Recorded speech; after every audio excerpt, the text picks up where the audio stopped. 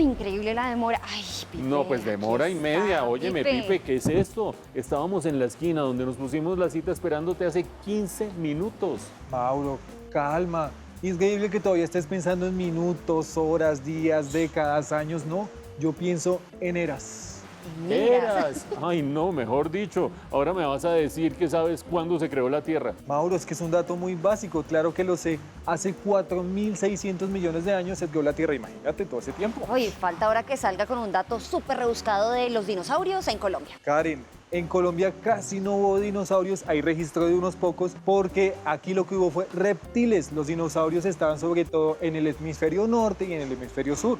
No, Ay, mejor ¿cómo dicho, sabe este sí se ha tanto? aprendido qué Total. cantidad de cosas. ¿Y es que estás estudiando mientras nosotros trabajamos o qué? Pues Mauro, mira, desde que inició este programa yo me he ido culturizando, he ido aprendiendo muchas cosas y me fui a un museo a ver cómo es el tema de la Tierra. ¿Quieren aprender cómo es el tema de la Tierra? ¿Cómo son las eras? ¿Qué pasaba cuando en el resto del mundo había dinosaurios y en Colombia había reptiles marinos? Pipe se fue al Museo Geológico Nacional, que además de eso es gratis.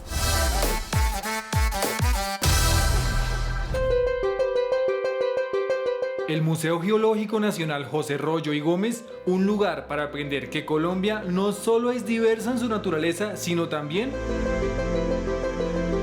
Colombia es considerado uno de los países más biodiversos del planeta, pero realmente también es muy geodiverso. Un museo para entender la geodiversidad, que no es más que la variedad de rasgos geológicos presentes en un territorio. Un espacio para ver los rastros de los pocos dinosaurios que se han encontrado en Colombia, la serpiente más grande del mundo, el elasmosaurio de Villa de Leyva, una criatura similar a la del mito del monstruo del lago Ness, y muchas cosas más para entender el suelo colombiano. Tengo la fortuna de tener dos grandes guías, vamos a conocerlos. ¿Cómo es su nombre?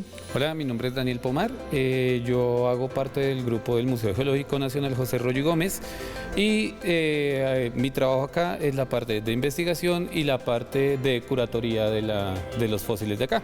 Bueno, ¿y cómo es su nombre? Mi nombre es Catalina Borda, yo hago parte del grupo de educación del museo y soy como la mediadora o guía del museo. Para aprender un poco de geología, algo de estudio de la Tierra, hay que empezar aclarando algunos conceptos. A ver, la geología es la ciencia que se encarga de estudiar rocas, minerales y fósiles. Y eso es lo que tenemos aquí. Lo que vamos a ver acá. Ya con un pequeño contexto, entremos en materia. Algunas de las cosas que más me impresionaron de este museo geológico, llamado en honor a José Royo y Gómez, un geólogo español que se exilió en Colombia y Venezuela huyendo de la Guerra Civil Española. Por ejemplo, me encantó la que podría ser la serpiente más grande del mundo.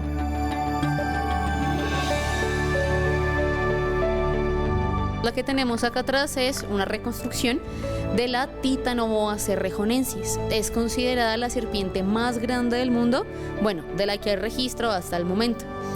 Se estima que más o menos alcanzaba un largo de cerca de unos 13 o 14 metros de largo. ¿Y esta serpiente dónde la encontramos? Ella vivió, o los fósiles de ella se han encontrado en el Cerrejón. ¿En el Cerrejón, en pleno desierto? Resulta que cuando ella vivió, que fue hace cerca o aproximadamente de unos 60 millones de años, ese lugar no era un desierto. Realmente era un bosque húmedo tropical, lo que conocemos nosotros coloquialmente como una selva. Si a usted le gusta la ciencia ficción, acá podrá encontrar una relación entre una gran criatura y el famoso monstruo del lago Ness. Este elasmosaurio se encontró en Villa de Leyva. Acá una de las características de este animal es que es uno de los fósiles más completos de este tipo en el mundo y uno de los mejor preservados que hay en el mundo. En cuanto a la historia de los dinosaurios en la Tierra, la verdad es que nuestro país no fue un gran receptor de esas criaturas. Apenas se han encontrado 4 registros de dinosaurios en nuestro país. Uno de ellos está en este museo. Los dinosaurios son de una época que se conoce como el Cretácico. Acá en Colombia, de esa época tenemos muchísimos reptiles marinos, una gran variedad, pero también dinosaurios como tú lo mencionabas. Tenemos 2 que se han registrado en un conjunto de huellas y tenemos otros 2 que lo que tenemos es el fósil del ser vivo como tal. Aunque en Colombia no abundaron los dinosaurios, eso no quiere decir que no hayan abundado grandes criaturas. Daniel, ¿y este animal tan gigante qué es? ¿Un mamut o qué es? No, este realmente es un mastodonte y este mastodonte habitó con los primeros humanos de Sudamérica. Y evidencia de animales muy grandes. Ese es el precioso gigante de Villa Vieja. Él es un mamífero de gran tamaño. Podía caminar sobre sus 2 patas traseras, equilibrándose con la cola, alcanzando a medir cerca de 3,5 metros de altura. Ok, de Villavieja, ¿de dónde es eso? Bueno, Villa Vieja en lo que conocemos nosotros comúnmente como el desierto de la Tatacoa, en el Huila. Este animal vivió en el desierto de la Tatacoa hace miles de años. Sin embargo, la Tatacoa no siempre fue como la pensamos actualmente. Daniel, ¿este diorama es de qué? ¿Del Guaviare, Guainía? ¿Qué es esto? No, este diorama no es del Guaviare, este realmente es un diorama de cómo era el desierto de la Tatacoa hace 12 millones de años. Un segundito, ¿el desierto de la Tatacoa? Sí, efectivamente, el desierto de la Tatacoa no es como lo conocemos hoy en día. Hace 12 millones de años tenía unas características muy similares a la selva amazónica. Estas son solo algunas de las cosas de este Museo Geológico Nacional. Un lugar abierto al público. El museo está abierto al público de martes a viernes de 9 de la mañana a 4 de la tarde y generalmente el último sábado de cada mes de 10 de la mañana a 4 de la tarde. Jornada continua totalmente gratis. Un lugar para entender que nuestro planeta, nuestro país, hace millones de años, miles de años, no fue como lo entendemos actualmente.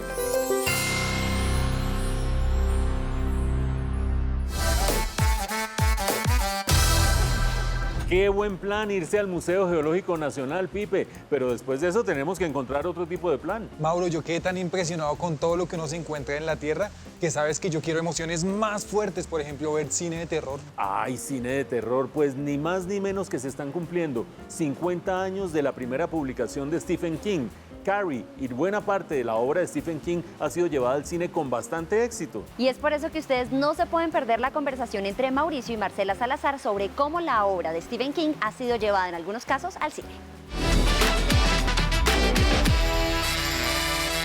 Bueno, Marcela, mientras entramos al cine aquí en Cinema Paraíso, echemos carreta de un autor de libros, de cuentos y demás, que ha sido llevado al cine con todo éxito, Stephen King. ¿Y sabes por qué?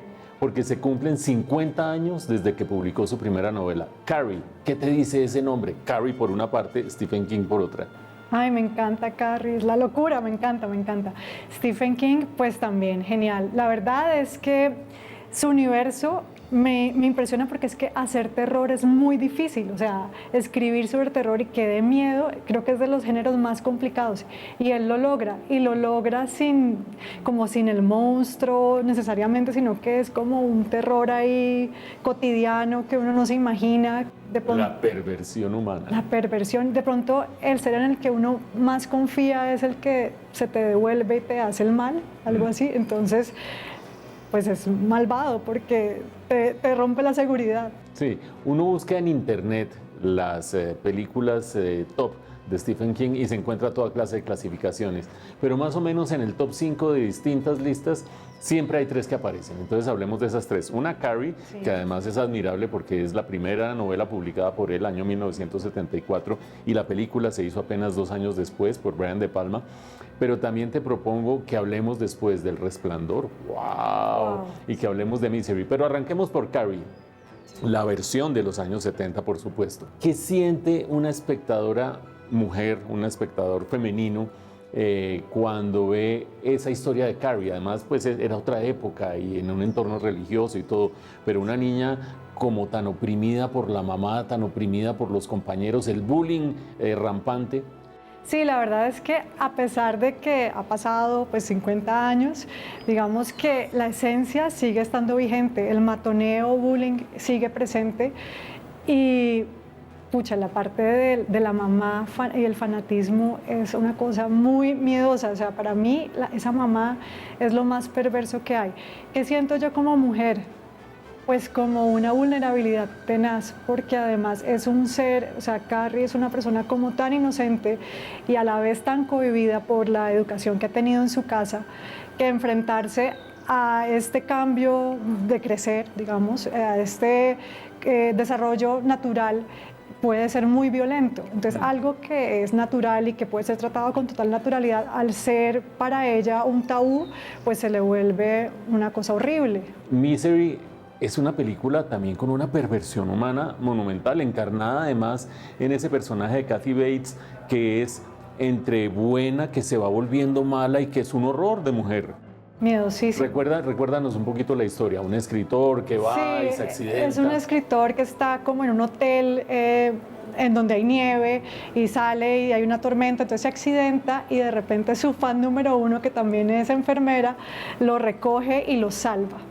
Y empieza a cuidarlo. Él está bastante vulnerable también. Tiene una pierna partida, como mínimo.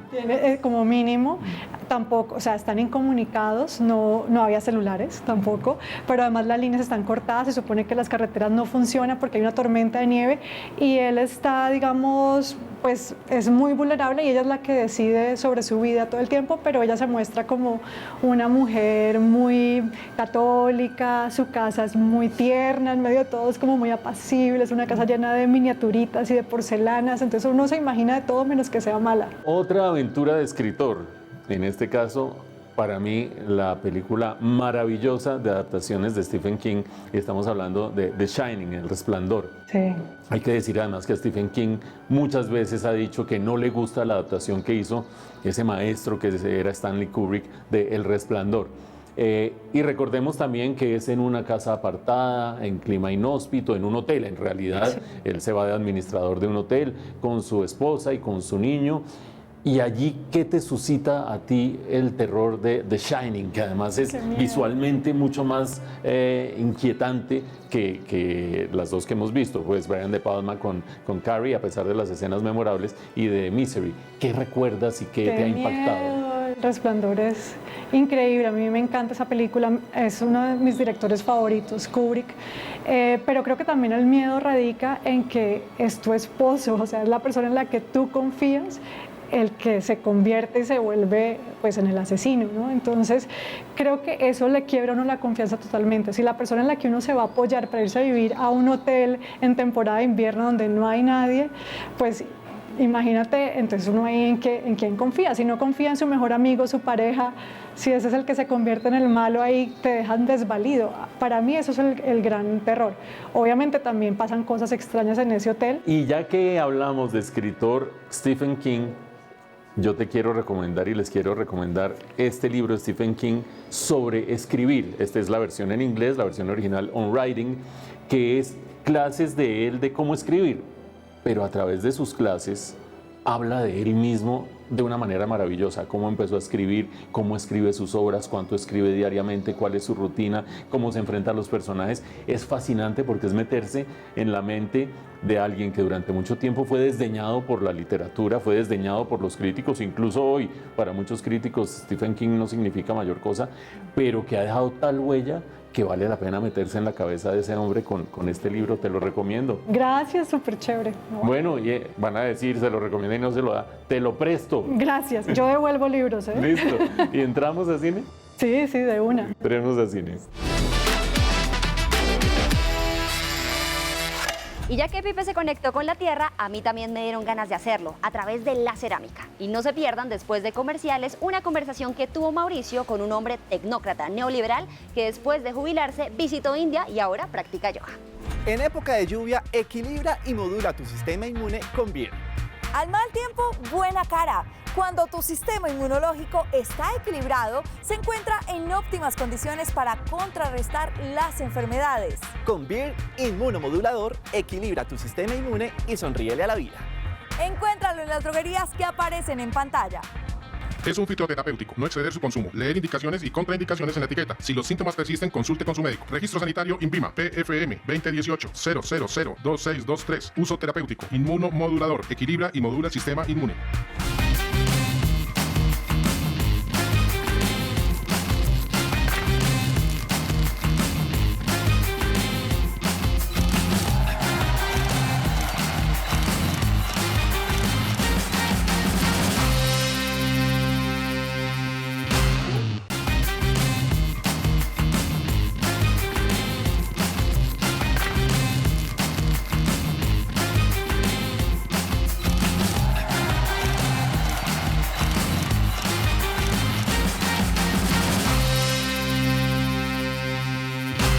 Oye, Karen, me quedó sonando eso de que estás en contacto con la tierra y que te fuiste a hacer cerámica. Cerámica, Mauricio, porque los millennials cada vez estamos más interesados en las actividades que realizaban nuestros ancestros, así que me fui a practicar cerámica.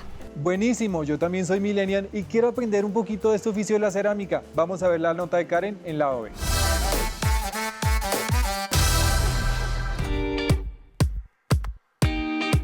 En búsqueda de nuevas formas de expresión creativa y desconexión, los millennials estamos redescubriendo el antiguo arte de la cerámica.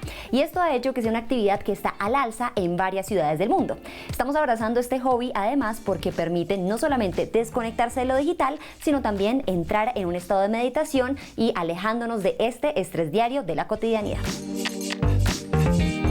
Por eso vinimos a explorar al taller Recerámica de la mano de Ricardo Escobar Ángel el plan para hacer piezas desde cero, con nuestro estilo y como una actividad alternativa a lo que conocemos. También de encontrarse consigo mismo y tener un diálogo a través del oficio consigo mismo para crecer y para sobrellevar la vida. En ese sentido, pues, Recerámica es alta artesanía. Octavio Paz decía, arte es firma, diseño es marca y artesanía es huella. Y yo creo que Recerámica es los tres a la vez. Desde ahí la invitación, pues, es a ocupar el taller y a permitir entender algo mejor de quiénes somos, ya que todo lo que hacemos es reflejo de lo que somos, de lo que necesitamos de pronto manifestar o explorar. Mal que bien, nos pueden salir grietas al elaborar piezas en cerámica y esas mismas grietas pueden ser que nos estén reflejando algo que tengamos que sanar a través del oficio. La cerámica puede trabajarse desde diferentes técnicas, a mano, por placas o en torno, cada una con su encanto. En donde ensamblando placas puedo lograr alguna pieza, ¿cierto? También está el modelado por rollitos, que nos permite hacer piezas pues, con figuras muy orgánicas. Esto también es trabajado por rollitos. Y tenemos también el modelado con torno. El torno requiere de una herramienta, pues, que es este disco que gira sobre un centro y sobre él podemos trabajar levantando piezas y paredes para hacer figuras como estas. Estas todas salen del torno. Esto también lo podemos venir a aprender aquí. Estas actividades permiten que los millennials hagan una pausa de su rutina tecnológicamente saturada, permitiéndoles sumergirse en una actividad que requiere de mucha paciencia y atención plena. Todos tenemos de pronto un poco más de conciencia detrás de los rituales que tenemos día a día. Tomarse una taza de té o de café es un ritual. Pues yo creo que con ese fenómeno y también con la velocidad del mundo y las redes, pues necesitamos inconscientemente esa taza de café y la taza es un extra. Es distinto tomarse el café en el tostado, en un vasito de papel, que en una pieza que hice yo para mí, para ese momento. Les cuento, amigos, que me animé a usar el torno y aunque es más difícil de lo que parece, el resultado vale totalmente la pena. Un mensaje poderoso para llevarse cuando asistan a este gran plan en Bogotá es practicar el desapego a través del arte. Todo en el taller primero empieza con una lección de desapego. Este es el lugar en el que más tenemos que aprender de eso. porque yo llevo 15 años desarrollando una técnica, pero todas las veces que abro el horno salen piezas rotas, fracturadas, que fallaron. Y pueden ser cosas técnicas que descuidé, como puede ser que simplemente yo no haya podido sacar una burbuja de aire dentro del barro y eso hace que explote dentro del horno. Hay cosas que no controlo. Entonces siempre te voy a invitar de arranque a que no te enamores de nada de lo que haces, sino hasta que sale del horno. Cada vez más, los millennials nos volcamos hacia lo análogo, conectándonos con actividades que antes típicamente eran de nuestros ancestros. Sin embargo, los tiempos cambian y con ellos nosotros. Así somos los millennials, porque el mundo nos ha hecho así.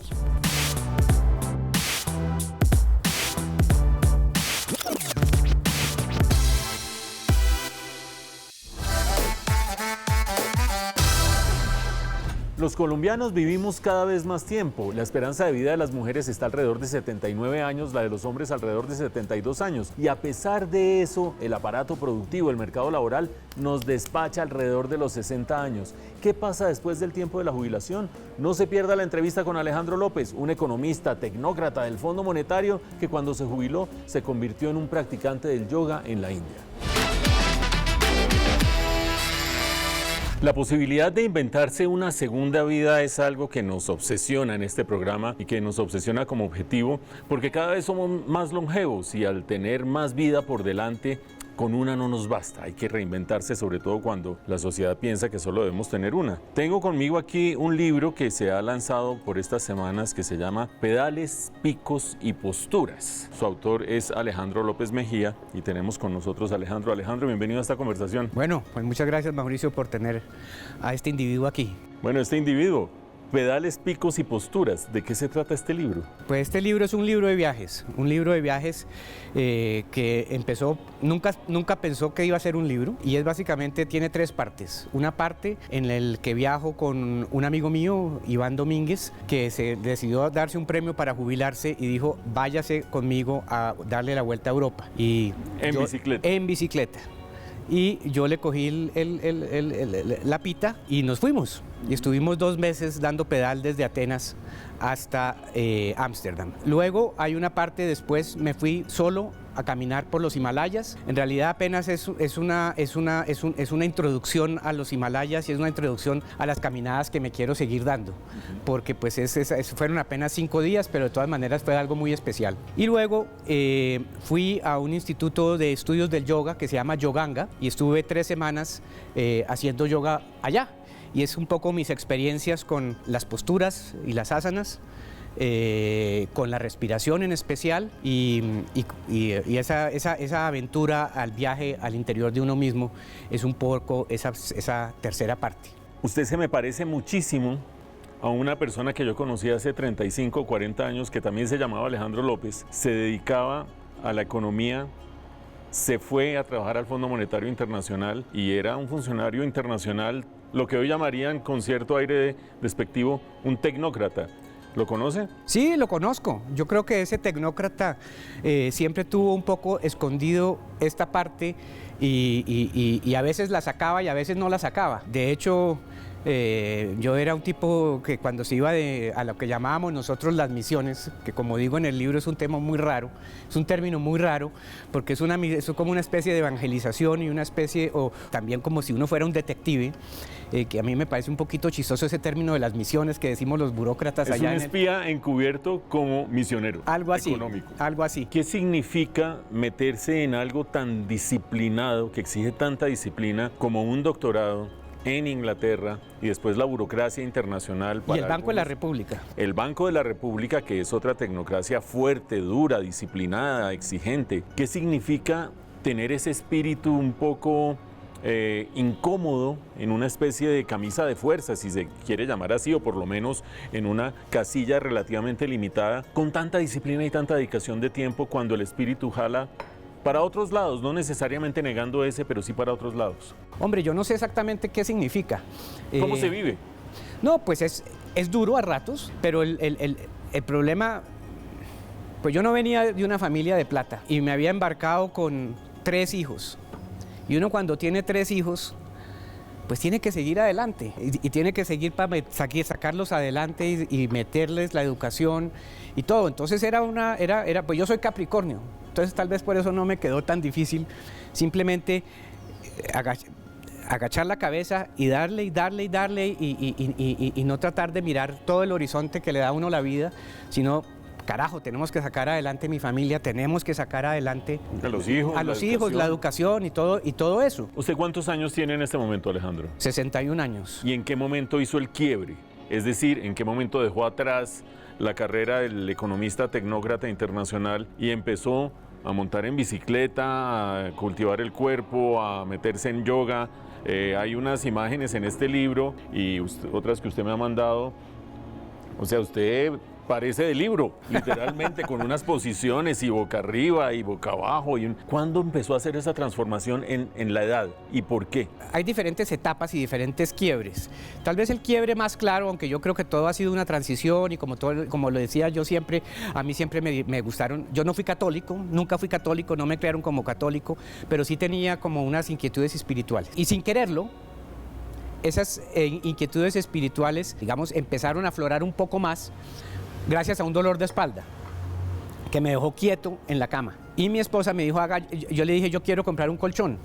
Y dije, no compre colchón, haga yoga. Y entonces ese yoga empezó como simplemente un ejercicio para el dolor de espalda, pero poco a poco se fue volviendo más una manera de entenderme mejor y de darme cuenta que había mucha más vida que simplemente los sufrimientos cotidianos en la oficina. El viaje por Europa en bicicleta, sí, fueron 7 semanas, 6 semanas más o menos. Fueron 8 semanas. 8 semanas, que está registrado en el libro A Pedalear por Europa, es la primera parte. Se dio en el año 2023. 5 años antes, usted no montaba en bicicleta. No montaba en bicicleta. ¿Y qué hace un cuerpo de 58, 59 años estrenándose como ciclista? ¿Qué pasa allí? ¿Usted cree que además usted lo ha dicho, nunca fue gran deportista? ¿Todos podemos? Y tengo una barriga que no se imaginan. No, pues es que toma mucha cerveza, hermano. Toma mucha cerveza. Sí. Volvámonos inspiracionales. ¿Qué se le puede decir a alguien de 57 años? Que no está viejo, que no sea pendejo, que no está viejo, que si le provoca y que siempre dijo, es que yo hubiera querido hacer tal vaina. Hágala.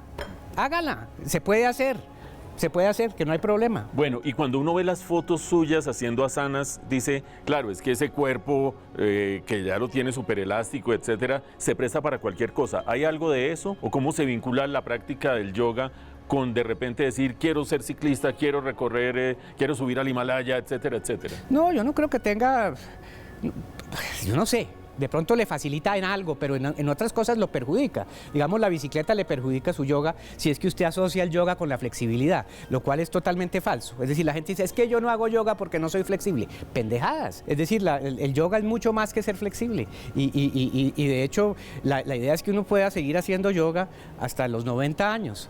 Uno no tiene que hacer posturas raras. Aquí a mí, por dármelas, puse algunas posturas que a cierta gente le puede parecer raras, pero si uno simplemente hace así y respira por 3 minutos así, está haciendo yoga. Y simplemente concentrarse en uno mismo, concentrarse en la respiración y encontrar las maravillas que usted encuentra así. Usted dice en su libro y en nuestras conversaciones previas que el yoga le ha dado cosas, pero principalmente una que es como armonizar un poco más sus estados de ánimo. Cuénteme un poquito de eso. ¿Qué pasa antes del yoga? ¿Qué pasa con el yoga?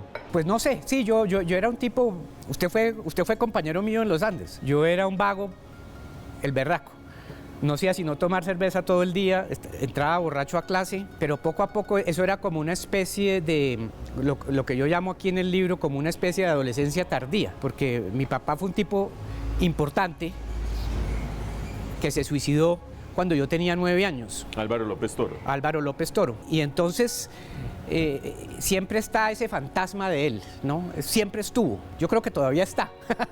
pero antes estaba de una manera más presente y era una necesidad como de tratar de al menos alcanzar lo que él había logrado. Y esa primera reacción fue ser un borracho. Y luego, entonces, era tratar de ser un buen economista. Y todo eso lo ponía usted en unos picos a veces de depresión, porque sabía porque usted no se daba cuenta que usted era otra persona y no tenía por qué seguir los pasos de él. y en otras veces eran unos picos así súper altos porque le había...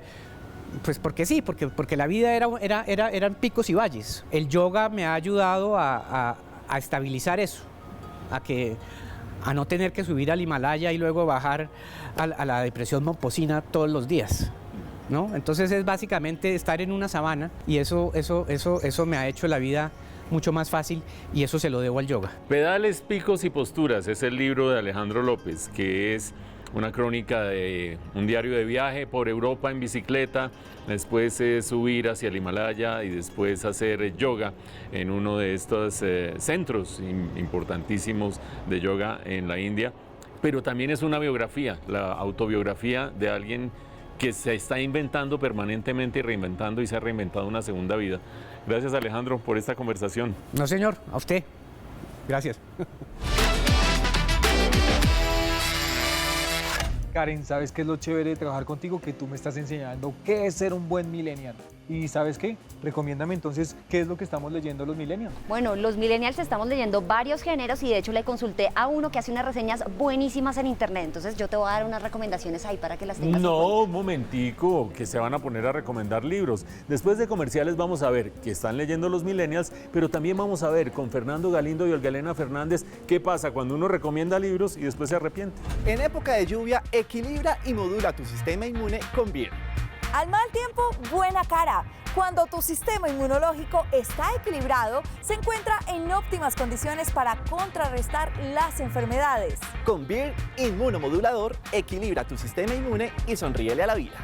Encuéntralo en las droguerías que aparecen en pantalla. Es un fitoterapéutico. No exceder su consumo. Leer indicaciones y contraindicaciones en la etiqueta. Si los síntomas persisten, consulte con su médico. Registro sanitario INVIMA. PFM 2018-000-2623. Uso terapéutico. Inmunomodulador. Equilibra y modula el sistema inmune.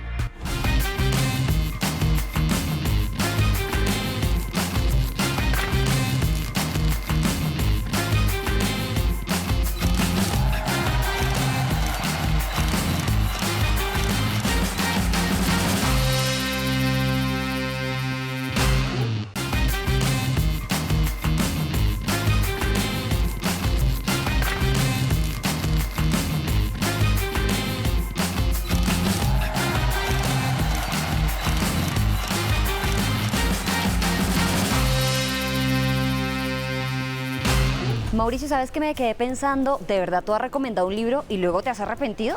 No Pues puedo creer claro, eso. Karen, yo parto de una base. Uno no debe recomendar nada, ni dónde meter la plata, ni a qué colegio llevar a los hijos, y mucho menos leer libros. Lo que le gusta a uno no le gusta al otro. O a veces lo que le gustaba a uno de joven ya no le gusta de mayor y uno se arrepiente de recomendar libros. ¿Qué pasa cuando uno se pone de sapo a recomendar libros y después se arrepiente? Vamos a ver la siguiente nota de Fernando Galindo y Olga Elena Fernández. Hola, una vez más estamos acá para hablar de libros, autores e ideas. ¿Cómo estás, mi querido Fer? Muy bien, muchas gracias, Olga Elena. Bueno, hoy tengo un tema que a mí cada rato me llama la atención porque me pasa y quiero saber si a ti te pasa, y es que lees un libro, te encanta, te parece buenísimo, lo recomiendas, le dices a todo el mundo, te lo tiene que leer, es una maravilla. Pasan los años, lo vuelves a leer y tú dices, no, ¿qué es este hueso? Qué pena haber recomendado este libro. ¿Te ha pasado? Claro, los lectores vivimos en transformación, eso es inevitable. A mí me ocurrió con el Werther de Goethe. Lo leí como cuando tenía 19, 18 años y quería rasgarme las vestiduras como el protagonista, sentía que el amor era esta actitud pasional, desbocada, desgraciada en cierta manera. Pasaron los años, yo mantuve el respeto por Goethe, por Werther, todavía tengo el respeto por Goethe, pero cuando volví a leer el Werther, en la página 30 ya estaba a punto de lanzarlo al suelo. Decía, pero ¿qué fue lo que le vi? ¿Cómo fue que yo admiré a estos personajes? O que estas reflexiones me parecieron interesantes. Casi no lo puedo terminar. Lo terminé y cuando presenté la exposición del libro, sentí que algo en mí había muerto hace mucho tiempo. Pues mira, te voy a contar que a mí me pasó algo con un libro que se llama Catalina I de Rusia, la zarina que llegó descalza. Ajá. Yo me leí ese libro y ya me pareció que no había un mejor libro en el mundo. Y como me pareció tan bueno, pero porque me pareció buena la historia de ella y la forma en que estaba escrito. Claro que sí. Ok. se lo recomendé a todo el mundo. Entonces, como se lo prestaba a todo el mundo, pues en algún momento se perdió. Y yo, no puede ser, me quedé sin el libro, esto no puede ser, y lo busqué, y lo busqué, y lo busqué, hasta que lo encontré muchos años después. Y me lo volví a leer y yo decía, no, o sea, esto parece escrito por Cantinflas borracho. ¿Cómo me pudo haber gustado? Porque me sigue pareciendo que la Catalina I, sí, es la más interesante de todas. Me parece que es mucho mejor que Catalina la Grande y no entiendo por qué nadie le para bolas a mi zarina favorita. Entonces no tengo nada en contra de la historia de ella. Es cómo estaba escrito ese libro. Era una vergüenza absoluta. No se lo lean. No, pues yo creo que la idea de fondo es esta, que uno vive en transformación. Lo mismo sucede con las series, con las películas y tantas cosas más. Hay personas que guardan una fidelidad a sus gustos, yo no. Okay. Hay gente que dice, me gustó este grupo a los 8, a los 9, a los 10 años y me gusta ahorita a los 50. Y uno dice, no, a mí me produciría vergüenza que mis gustos entre los 9 y los 40 y tantos se conservaran idénticos. Ok, buena reflexión. Ya no me gusta Menudo. Oye, pero una pregunta, ahora al revés. ¿Te ha pasado que leíste un libro, no te pareció gran cosa, por algún motivo, aunque no te pareció gran cosa, lo volviste a leer y te enamoraste de ese libro? ¿Ahí sí hiciste clic? Sí, en mi profesión como profesor de literatura y otros temas me ha pasado varias veces, particularmente con El idiota de Dostoyevsky. Yo lo leí muy joven y sentí que de todas las grandes novelas de él, esa era la menor. E incluso la olvidé por completo. Llegó el momento en que tenía que volver a leer Dostoyevsky, además de Crimen y Castigo y los demás. Yo dije, bueno, démosle otra oportunidad al idiota, a ver si hubo algo que yo no vi. Mira la arrogancia, a ver si hubo algo que yo no vi, ¿no? Y cuando lo leí me enteré, no, yo no vi nada. Eso fue lo que ocurrió. Que todo lo que yo había leído, había pensado de cierta manera, cuando llegué al idiota, aquí comenzó a encontrar una afinidad. Y hoy por hoy, que lo he leído un par de veces más, considero que es una de las grandes novelas del 19 y que el personaje es de los más trascendentales que salió de la pluma de Dostoyevsky. Entonces, es parte de la transformación, parte del cambio de la sensibilidad y también del misterio de la lectura, que uno va transformándose. No, y como el entorno se cambia y la edad y los gustos, pues obviamente claro uno cambia de gustos. Claro que sí. Yo creo que hay algunas obras como Memorias de Adriano, que leerlo en la adolescencia tal vez triunfe por lo elocuente y por lo brillante que son las descripciones y el razonamiento, pero creo que con el paso de los años ese libro va ganando más fuerza. Pues mira, yo te voy a contar de un libro que a mí me pasó lo siguiente. Me lo leí por primera vez, no me pareció malo, pero me pareció un libro promedio que se llama Oh Jerusalén. Sí. Que cuenta la historia de todo el conflicto, pues no, la historia del conflicto no, cómo nace, de la cuál creación. Es la raíz del conflicto, de la creación del conflicto israelí-palestino. Ajá. Me pareció importante, chévere, nada del otro mundo. Como en Oriente Medio, cada cierto tiempo, ¡pum!, allá se estalla una nueva guerra, una nueva invasión, un nuevo atentado. Me toca sacarlo constantemente para recordar, porque además no tengo tan buena memoria, entonces tengo que sacar a revisar. Y entre más lo leo, porque me toca leerlo cada 4 o 5 años, porque vuelve y pasa algo, digo, qué libro tan bueno. O sea, ¿cómo la gente no se ha leído esto? Esto debería ser obligatorio, esto debería ser en los colegios para que entiendan lo que está pasando en Oriente Medio, para que de verdad sepan, como dicen los gringos, los facts, y no que sea de gustos, no de es que yo voy por estos y yo voy por estos, ¿y por qué? No vaya por nadie, sepa exactamente qué pasa. Es que, Olga Elena, uno como lector pierde mucho. Uno considera que una obra, uno ya la va a agotar con una sola lectura. Y grandes libros de historia, de filosofía o de literatura necesitan una lectura para uno medianamente informarse de qué tratan, pero también, desde luego, abrir la puerta a la repetición. No tengo tantos años por delante, tengo, no sé, 20, 30, entonces no me puedo leer no sé cuántos miles de libros, solo tengo tiempo para leerme 100, por decir algo. ¿Tú qué recomiendas? ¿100 nuevos o me repito 50 que me gustaban mucho y solo 50 nuevos? Qué pregunta tan dura. Mira, te voy a dar el caso de Jorge Luis Borges. Cuando Jorge Luis Borges comenzó a sentir que su vista ya estaba a punto de terminar, llegó a esa encrucijada. ¿Qué leo? Entonces, una persona llegaba a su hogar, a su casa o a su despacho y decía, bueno, ¿leemos algo nuevo o releemos? Y en el caso de Borges yo comencé fue a releer. O sea, lea poquito, pero bien. No solamente lea poquito, pero bien. No tan poquito. Recuerde que hay todo un recorrido de obras que lo están acompañando a usted y dele otra oportunidad. Yo creo que eso valdrá mucho la pena. Oye, Karen, es que yo estoy fascinado de trabajar contigo. Transmíteme algo de conocimiento, por ejemplo, ¿los millennials sí estamos leyendo? Sí estamos leyendo, Pipe. De hecho, nos casamos con un autor y nos leemos todo lo que publican. Pero sí los libros impresos, los que tienen hojitas. Los de hojitas, Pipe. Nos gusta mirar reseñas en internet, pero preferimos el libro físico. Ay, no, qué aprendizaje tan bonito el que estamos teniendo. ¿Qué leen y cómo leen los millennials? Karen nos explica.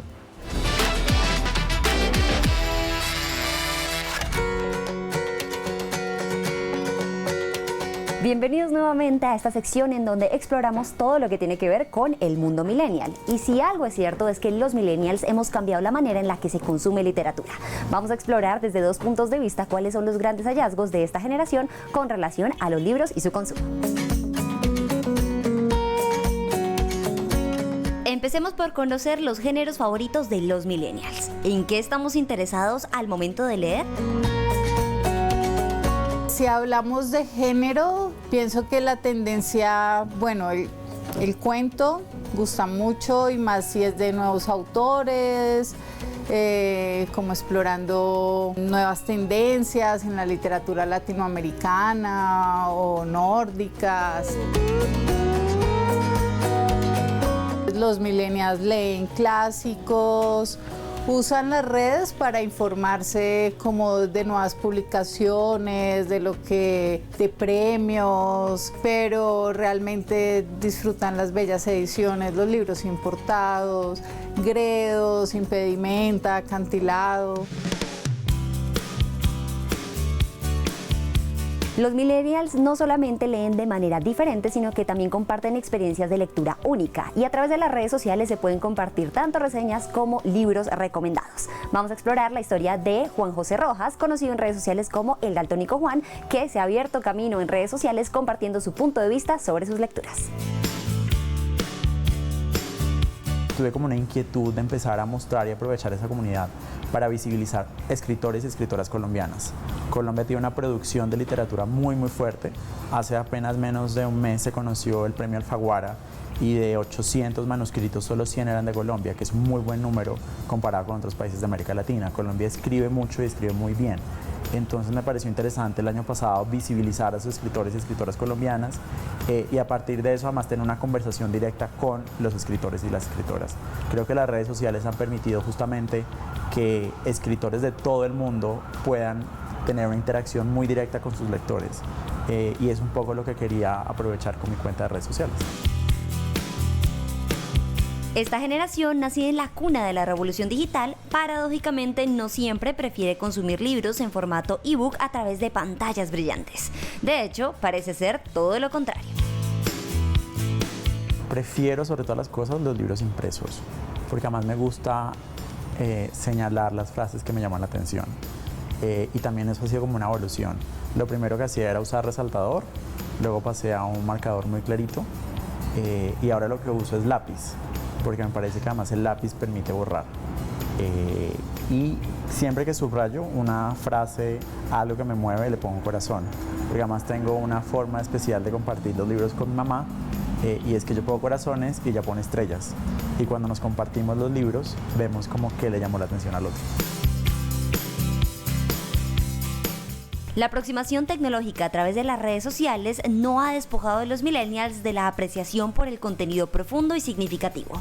Al contrario, su manera de interactuar se ha volcado hacia la formación de comunidades de lectores conectados profundamente con sus autores favoritos. Lo primero es que además las redes sociales le presentan a uno un mundo mucho más amplio, entonces uno puede conectar con historias que posiblemente de otra forma no conectaría o no se enteraría que pasan. Muchos escritores, por ejemplo, del norte de África, de Nigeria, como Chimamanda Ngozi, se han popularizado gracias a las redes sociales, ¿no? Entonces creo que primero es una oportunidad de conectarse con esas historias que de otra forma no llegarían.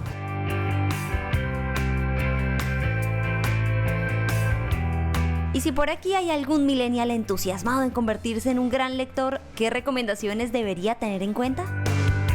Yo construí un método y construí un hábito de lectura. Entonces para mí era muy importante, muy anclado también a mis hábitos de sueño, leer al final del día, porque me permitía desconectarme. Pero yo creo que uno tiene que hacer 3 cosas básicamente para construir un hábito de lectura. Lo primero es leer por pasión y no por obligación, es decir, leer lo que a uno le interese, si es automovilismo, ciencia ficción, horóscopos, ángeles, autoayuda. Lo segundo es crear un entorno de lectura. O sea, a mí, por ejemplo, me sirve mucho leer en mi casa, al final del día, con el celular en silencio, en un espacio que no sea mi cama para que además no se cruce con las horas de sueño. Y lo tercero, que sea progresivo. Entonces yo creo que si uno nunca ha leído, seguramente empezar por un clásico muy pesado como 100 años de soledad, el Ulises de Joyce o algo de Virginia Woolf sería muy pesado. Entonces empezar de a pocos y me gustan los 20 minutos o 20 páginas para iniciar todos los días a la hora que le funcione mejor a la gente. Creo que hace mucho la diferencia. La amalgama entre ser una generación digital, pero preferir aún los formatos análogos, y conectarse con los autores, pero disfrutar en soledad, es lo que nos hace una generación diversa. Así somos, millennials, porque el mundo nos ha hecho así.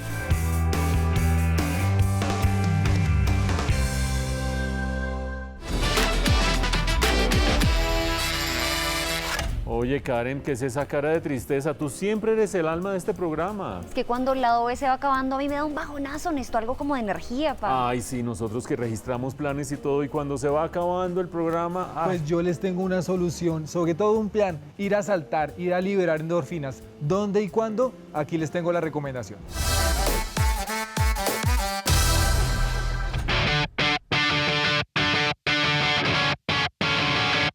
¿Estresado? ¿Con problemas? Acá hay un paliativo. Saltar. Saltar y saltar. Desde hace unos años en Colombia, en el centro comercial Plaza Claro, funciona un lugar de entretenimiento para niños y adultos jóvenes, Skyzone. Es un lugar con saltarines, piscina de espumas, muros de escalar, y para jugar el popular ponchados conocido en el mundo como dodgeball. Por cierto, en este lugar hay torneos de ponchados por equipos. Dodgeball es una actividad tal vez más conocida en nuestro entorno como ponchados.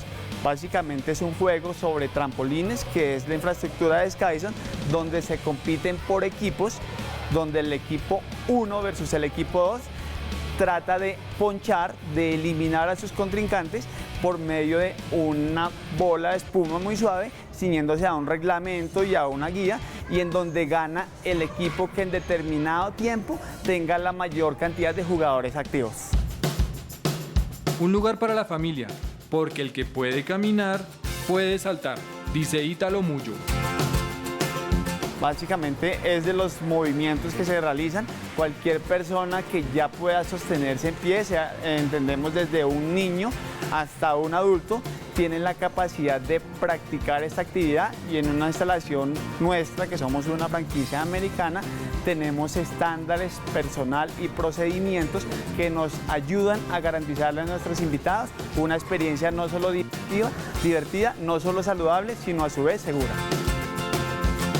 Los padres pueden ir con sus hijos y quemar calorías de manera conjunta.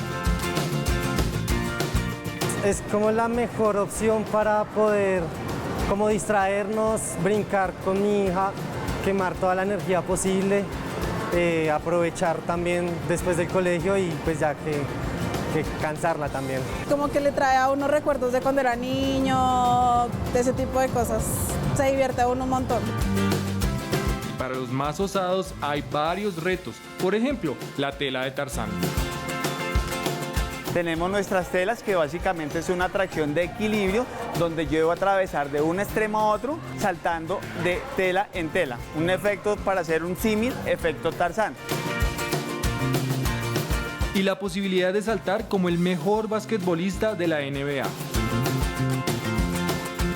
Nuestras canchas de baloncesto también están ubicadas sobre trampolines, y si bien el objetivo sigue siendo encestar, es una superficie diferente, la cual me permite realizar prácticas donde puedo fácilmente aspirar a convertirme en un Michael Jordan, porque puedo hacer unos brincos maravillosos, y el objetivo sigue siendo tener la mayor cantidad de puntos posible. O atravesar un circuito donde el primer objetivo es simplemente atravesar el circuito. La zona de Warriors básicamente busca convertirnos en los guerreros de SkyZone. El objetivo siempre es atravesar el circuito. El circuito está compuesto por diferentes pruebas, boyas, trapecios, columnas, columpios móviles y el primer desafío es atravesarlo. Esto es SkyZone, un lugar para ir con los amigos, ir con los padres e hijos. También me divierto un montón viéndola a ella, saltando. En donde al ritmo del salto y los retos se puede hacer actividad física y de paso mejorar el ámbito emocional.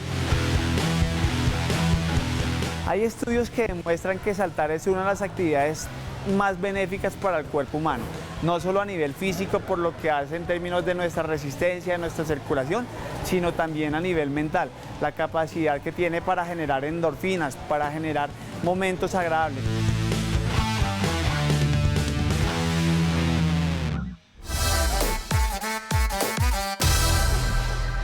Es que yo sí estoy muy feliz en este programa. Cada vez aprendo cómo ser un buen millennial. Ay, Pipe, y yo me voy encantada porque mañana a primera hora me voy a dedicar a saltar y a botar endorfinas. Bueno, ustedes felices con lo que vimos este programa, pero ustedes acompáñenos en 8 días. Vamos a ver, por ejemplo, cómo Colombia se convierte en potencia del turismo, pero aparte de eso, preservan los paisajes, los guardianes de la naturaleza. Y además de eso, millennials con planes raritos, andan con sus mascotas en moto, háganme el favor. Todo esto en 8 días, no deje de seguirnos. En época de lluvia, equilibra y modula tu sistema inmune con Beer. Al mal tiempo, buena cara. Cuando tu sistema inmunológico está equilibrado, se encuentra en óptimas condiciones para contrarrestar las enfermedades. Con Beer Inmunomodulador, equilibra tu sistema inmune y sonríele a la vida. Encuéntralo en las droguerías que aparecen en pantalla. Es un fitoterapéutico. No exceder su consumo. Leer indicaciones y contraindicaciones en la etiqueta. Si los síntomas persisten, consulte con su médico. Registro sanitario INVIMA. PFM 2018-0002623. Uso terapéutico. Inmunomodulador. Equilibra y modula el sistema inmune.